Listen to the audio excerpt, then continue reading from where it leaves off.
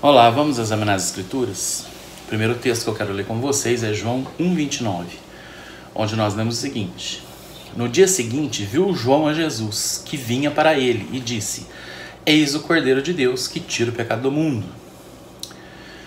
O segundo texto é Colossenses, capítulo 2, versículos 13 e 14, onde nós lemos o seguinte: Vocês estavam mortos por causa dos seus pecados e da incircuncisão de sua natureza humana.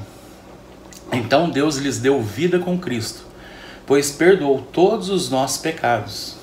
Ele, Deus, cancelou o registro de acusações contra nós, removendo-o e pregando-o na cruz.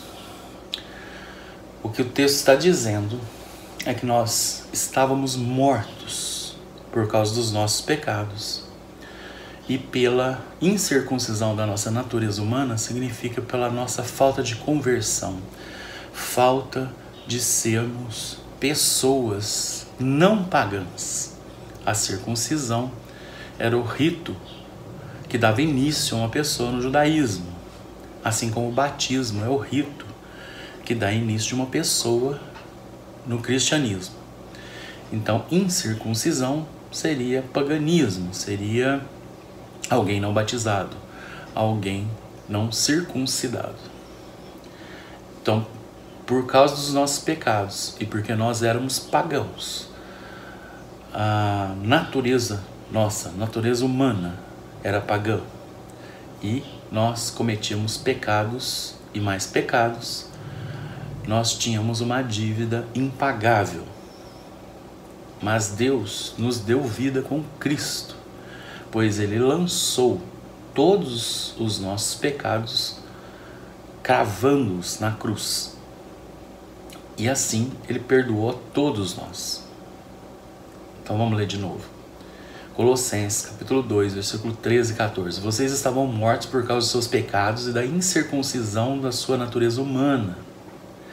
Então Deus lhes deu vida com Cristo, pois perdoou todos os nossos pecados. Ele cancelou o registro de acusações contra nós, removendo-o e pregando na cruz. Terceiro texto, João, capítulo 19, versículo 28 a 30. Mais tarde, sabendo então que tudo estava concluído, para que a Escritura se cumprisse, Jesus disse: Tenho sede. Estava ali uma vasilha cheia de vinagre. Então embeberam uma esponja nela. Colocaram a esponja na ponta de um caniço de isopo e a ergueram até os lábios de Jesus. Tendo-o provado, Jesus disse: Está consumado, está pago, tetelestai. Com isso, curvou a cabeça e entregou o Espírito. Então, nossas dívidas, nossos pecados estão pagos, está consumado. Toda a nossa dívida foi cravada na cruz. Isso é o que o Evangelho nos diz. Essa é a boa nova. A palavra Evangelho significa boa notícia. A boa notícia é que Deus estava em Cristo, se reconciliando conosco, não levando em conta as nossas transgressões.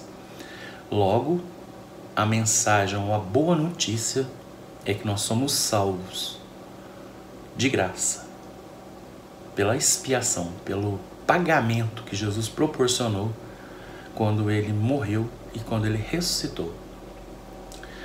Agora eu vou colocar na tela para vocês, para que nós possamos comparar. Dá uma olhada aí. Nós temos duas pessoas, o primeiro Jesus e o segundo Jesus. O primeiro Jesus, ele nasceu no ano 0 da era cristã. O segundo Jesus também nasceu no ano 0 da era cristã. O pai e a mãe do primeiro Jesus é Deus com a Virgem Maria. O pai e a mãe do segundo Jesus é José com Maria. Quem é o primeiro Jesus? Ele é Deus Filho, segunda pessoa da Trindade Santíssima, tão Deus quanto o Pai e o Espírito Santo. Quem é o Jesus? Quem é o segundo Jesus aqui? é um espírito tão evoluído que depois de morrer e reencarnar inúmeras vezes se tornou o governador do planeta Terra. Qual é a natureza do primeiro Jesus aqui? A natureza dele é teantrópica. Ele é 100% Deus e 100% homem. Qual é a natureza do segundo Jesus? Natureza humana, apenas um homem. Qual foi o objetivo da vida, da encarnação do primeiro Jesus? Salvar a humanidade por meio da expiação, ou o pagamento, na cruz, onde pagou todos os nossos pecados e bradou, tetelestai, está pago. Qual que é o objetivo do segundo, da vida, ou da encarnação do segundo Jesus? Nos ensinar a amar e fazer o bem pelo exemplo.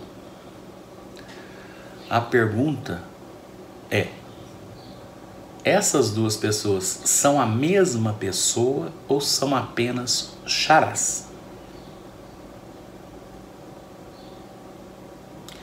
Quando Jesus diz a Pedro, Mateus capítulo 16, ele diz assim: quem que as pessoas dizem que eu sou?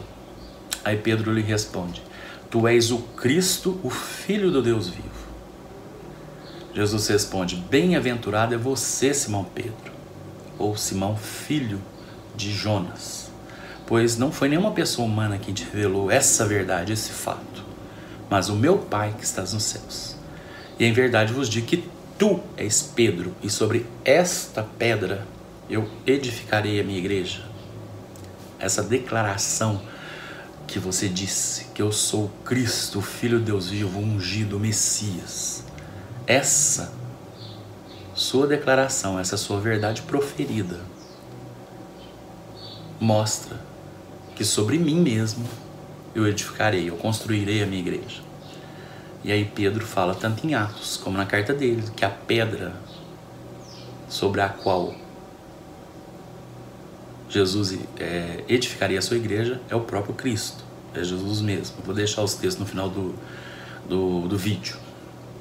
Então, nós percebemos aqui que nós temos duas pessoas com a sonoridade do nome iguais, com a grafia do nome iguais, apesar de eu não ter posto grafia igual aqui.